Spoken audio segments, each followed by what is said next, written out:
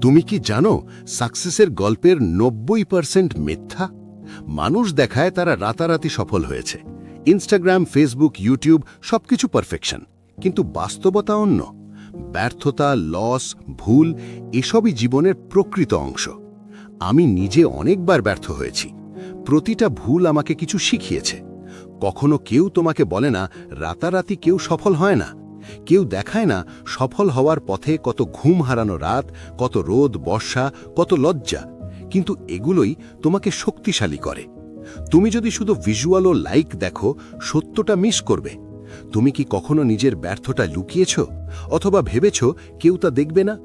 এখনই সময় সেই ভুলকে নিজের শিক্ষক বানানোর। তাই ভুলকে লুকিয়ে রেখো না, বাস্তবতা দেখো, শিখো এবং নিজেকে তৈরি করো। মনে রেখো, সফলতা শুধু মেট্রিক্স বা লাইক নয়, জীবন আসলেই গভীর।